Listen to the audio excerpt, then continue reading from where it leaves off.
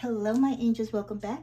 It's Tigra from Tigra and Tarot, my channel here on YouTube where I do collective messages for all 12 signs collectively of the zodiac. So no matter what sign you are, you get representation here. I'll be posting your mid-month February messages during this week, and also I'll be back tonight with your general love and general overall readings for next week. For those of you who've been commenting, as I do on my other channel, I did a card pull, and you can always look to get a card pulled for you every 2 weeks as long as you are subscribed and you comment on the channel. My cards are always blessed and prayed for to allot for time. These are general messages, so take what applies and let the rest fly.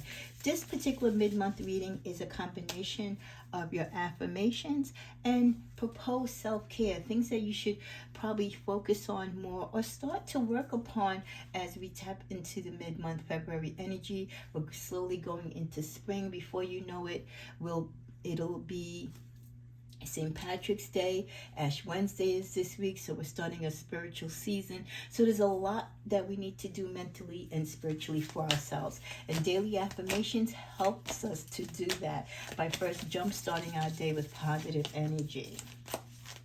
So our affirmations for mid-month February, we start out with, wherever I am all there. That's beautiful. That's saying, yes, I am in the present. I'm in the now. There's so many people that, physically, right, we see their bodies. We see them, right, in the now. But mentally, they're checked out. You're talking to them. They're not paying attention. Their minds are elsewhere. They're either depressed or just stressed out with life, got too much going on, and we sometimes as collectives get that way. So what a great affirmation to say daily, and even before you go to bed, that wherever you are there. You're there 100%. You know, whatever you're doing at that particular moment, you're giving it your all. You're not wandering off. You're not fantasizing about something from your past, and you're not making plans for the future. We also get the affirmation, I speak to myself with respect, love, and kindness. And in turn, the universe surrounds me with people who do the same. So that's why we do affirmations. First of all, one, to bring positivity into our life and guard and protect us from negativity, but also to remind us to treat and to love others and put that respect and energy into others as we would want them to do for ourselves. So speak to yourself with respect, love, and kindness, and in turn, that same positive energy that you give yourself, the universe will also have people come into your life that do the same.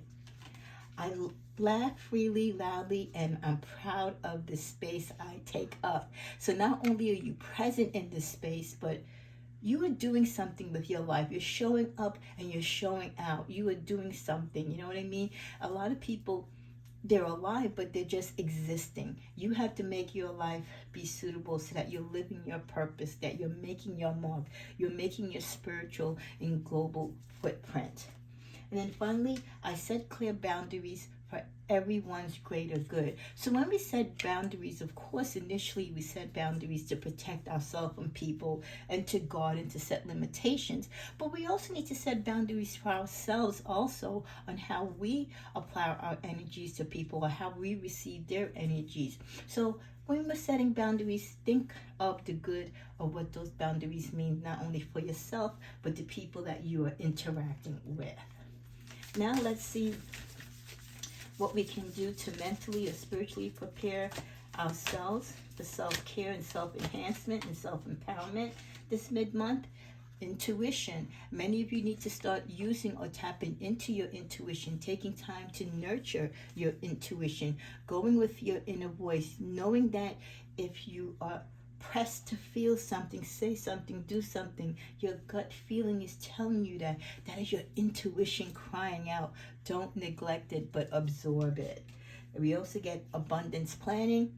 On my other channel, I introduced them into the cash envelope system. That was one way I was trying to get my Sagittarius community channel to start working on their finances. If you're interested in that video, I can also do one for this channel as well. But abundance planning, part of your self-care is taking care of your finances, because many people, if their check checkbook is off, if their balances are not right, they're in debt, their checking account is in negative, it throws you off all around. So when your financial prosperity is not right, it can lead into havoc into other areas. So getting a journal or starting to, make an abundance plan, to start venturing out on a budget for yourself and your family can really help many of you not only get out of debt, but bring income and find new ways of opportunity to have prosperity in a positive way in your life, and to take you out of like the negative balance that many of you might be in,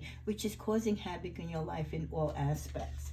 We also get the card of health checkup this mid-month February. It's the early part of the year. I know most people make, their resolutions for the new year that they're going to take better care of themselves. They're going to go on diets, right? They're going to stop eating the junk. We do the same thing during the Lenten season. We make all these promises, but do we actually put them into practice? So I'm glad that this card of the health checkup came. So with the energy of the 8, please try to schedule yourself with your doctor in 8 days or in 8 weeks. It could have been 8 months since you've had a checkup, but definitely start making those calls with your particular doctors. And I know some people don't see any doctor, while some of us, we have, our gynecologists, we have our ear doctors, we have our optometrists. Some people see doctors for every specialty. Start small and build your way up as the areas in your life might need those specialties, but definitely get the general checkup, your heart, your hearing, your eyesight, your physical movements, especially as you're getting older, and especially if you're trying to childbear. At the bottom of the deck, the last card we get is sound healing. This could be a sign for you. If you have sound bowls, I love to cleanse, right? The space. Sound is a great healing tool. It's a spiritual meditation tool.